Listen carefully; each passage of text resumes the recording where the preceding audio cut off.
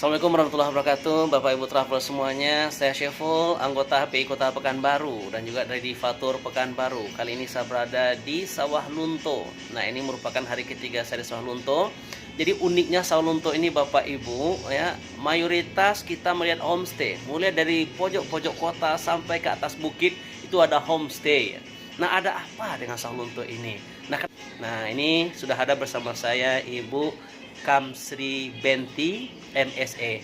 Nah, beliau ini latar belakangnya di pariwisata dan beliau juga dulu adalah pensiunan dari pariwisata, kabid bidang promosi.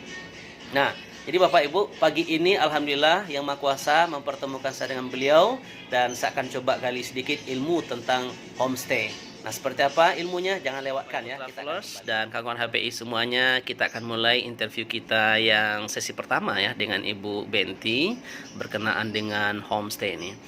Sila Ibu, mohon izin Ibu perkenalkan diri Ibu dan juga ceritakan sekilas apa itu sebenarnya. Selamat pagi, Assalamualaikum warahmatullahi wabarakatuh. Waalaikumsalam warahmatullahi wabarakatuh. Nama saya Kamsri Benti. Biasanya orang memanggil saya cukup dengan Ibu Ben. Saya merupakan Ketua Asosiasi Kota Sawah Lunto sudah 3 kali periode dari tahun 2009. Oke, Ketua Asosiasi Homestay Bu ya? Ketua Asosiasi Homestay Kota Sawah Lunto. Baik. Jadi Homestay Sawah Lunto itu lahirnya pada tahun 2009, di mana waktu itu homestay belum digaungkan di Indonesia. Karena di Indonesia baru digaungkan homestay itu pada tahun 2010. Jadi Sawah Lunto telah memulai pada tahun 2009, yang dilatar belakangi dengan sebuah kegiatan event MTQ tingkat nasional, di mana Sawah Lunto tidak memiliki homestay yang begitu banyak, sehingga para kafilah itu ditempatkan di rumah masyarakat. Dari polling yang kami minta, itu ternyata dari seluruh kafilah yang ada, boleh dikatakan 90% mengatakan bahwa mereka lebih senang tinggal di rumah masyarakat. Homestay adalah yang konsep dasarnya adalah memberdayakan rumah masyarakat. Untuk tujuannya untuk agar ekonomi masyarakat meningkat, pendapatan untuk membantu pendapatan ekonomi masyarakat. Dengan pendapatan masyarakat akan terjadi nantinya pariwisata berbasis ekonomi kerakyatan. Konsep yang pertama itu harus ada rumah masyarakat, jadi tidak dibangun baru. Kamarnya tidak boleh melebihi dari 5. Kalau sudah 5 berarti sudah komersil, itu namanya sudah homestay juga, tetapi jenisnya udah lain, artinya jenisnya sudah merupakan rumah wisata. Homestay adalah pondok wisata. Yang ketiga, si pemilik rumah harus berada di homestay. Karena apa? Itu akan terjadi kontrol sosial. Masyarakat bisa beradaptasi, tamu bisa langsung ya berinteraksi dengan si pemilik, bisa si pemilik rumah bisa bercerita tentang kepariwisataan Sawah Lunto. Mereka dilayani dengan makanan kuliner atau dari makanan khas yang sesuai dengan apa yang di-request oleh tamu. Kemudian harganya terjangkau. Ini adalah merupakan konsep dasar. Jadi kita Baik Ibu, kita masuk ke sesi kedua. Tadi konsep dasarnya, kemudian kira-kira itu Bu, fasilitas minimal itu apa yang harus dimiliki oleh masyarakat sehingga mereka bisa membuat homestay. Mulai mungkin legalitas dari pemerintahnya, terus rumah ini layak atau tidaknya bisa dikatakan sebagai homestay. Itu seperti apa Ibu? Jadi kalau di Sawah Lunto itu homestay-nya minimal mereka dari, kalau memang ingin mempunyai sebagai owner, itu mereka hanya membutuhkan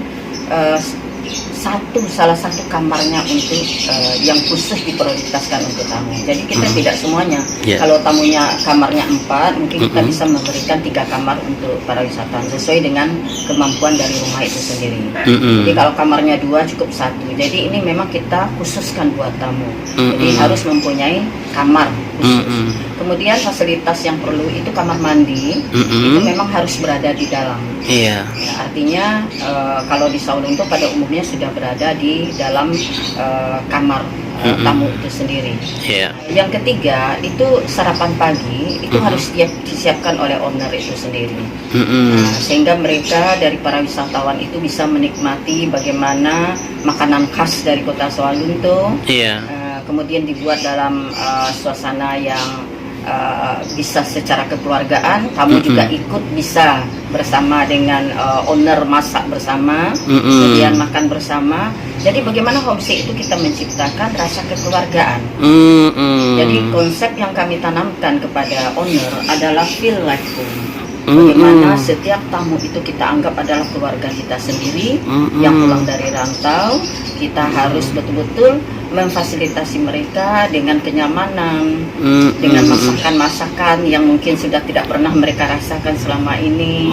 Kemudian juga dengan suasana rasa kekeluargaan itu, maka mereka merasakan berada di rumah sendiri. Betul, feeling home. Kemudian juga fasilitas yang lain, barangkali kami tidak memprioritaskan itu TV berada di kamar, karena TV itu harus berada di ruang keluarga. Karena apa? Akan terjadilah interaksi antara si pemilik homestay dengan tamu. Mereka bisa bercerita di malam hari, mereka bisa main domino, mereka bisa main congkak anak-anaknya, sehingga betul-betul kita seperti keluarga yang pulang dari rantau. Nah, kemudian untuk juga ada fasilitas, kami ada namanya tipe A, tipe B, dan tipe C. Kalau tipe A itu sudah mempunyai fasilitas kamar AC. Kemudian tipe B juga ada yang fasilitas kamar AC dan non AC. Begitu juga kamar mandi juga mempunyai fasilitas yang standar. Bagaimana untuk menentukan yang standar? Itu biasanya kita dari asosiasi mengadakan survei lapangan untuk standar kelayakan. Apakah ini mempunyai standar kelayakan, termasuk juga lokasi. Karena lokasi juga menentukan bagi tamu nantinya. Setelah itu nanti kita rekomendasi kepada Dinas Pariwisata, akan turunlah tim ya untuk memberikan sertifikasi. Bagi homestay yang telah mendapat sertifikasi, dia akan mendapat rekomendasi standar kelayakan. Jadi seperti nanti Ananda lihat di luar, itu ada namanya yang sudah punya sertifikasi dan punya rekomendasi, berarti itu sudah mempunyai standar kelayakan. Dan alhamdulillah Sawalunto pada tahun 2015 sudah mempunyai sertifikasi standar kelayakan terbaik di Sumatera Barat, dan 3 homestay terbaik di Indonesia, dan 5 homestay terbaik di Asia Tenggara. Dan harga kami itu tidak bersaing, karena kita seperti koperasi, harga ditetapkan bersama. Yang menentukan perbedaan harga adalah sertifikasi tadi. Kalau dia sudah berada di sertifikasi A, homestay tipe A dengan tipe B berbeda, tapi tipe A sama dengan tipe A harganya sama. Kalau ada yang menaikkan harga dalam bentuk event apapun, itu bisa lapor kepada asosiasi. Jadi kami betul-betul terorganisir dengan baik. Bapak Ibu, kita kembali lagi sesi berikutnya. Jadi ini Bu, kita berkenaan dengan perbedaan nih Bu. Kami banyak sekali menemukan, ya kan, ada namanya homestay, ada namanya villa, resort, cottage kayak di Sumbar ini ya. Ini banyak sekali nama-namanya gitu kan. Cuman kalau kita lihat sekilas sepertinya sih hampir sama aja gitu kan. Nah, kira-kira itu spesifik perbedaannya apa itu Bu? Jadi homestay ya, kalau dikatakan homestay itu ada 2 jenis. Namanya yang pertama homestay rumah wisata. Jadi kalau di Sawalunto itu tipe A, seperti Oma yang Ananda lihat. Itu sudah tipe A itu, karena kamarnya sudah melebihi dari 5, fasilitasnya juga sudah artinya sudah melengkapi dengan standar kelayakan. Itu tipe A, jadi itu rumah wisata. Kemudian yang dikatakan konsep homestay yang sebenarnya itu di tipe B, seperti rumah ibu ini, kamarnya tidak melebihi dari 5. Jadi tidak melebihi dari 5. Kemudian yang paling penting, dia itu adalah tempat wadah daripada atraksi wisata. Jadi kalau makanya setiap ibu menyampaikan, karena ibu juga sekarang perintis untuk menggerakkan homestay Sumatera Barat. Jadi kita harus menentukan pilihan, apakah kita mau akan menjadikan villa atau mes.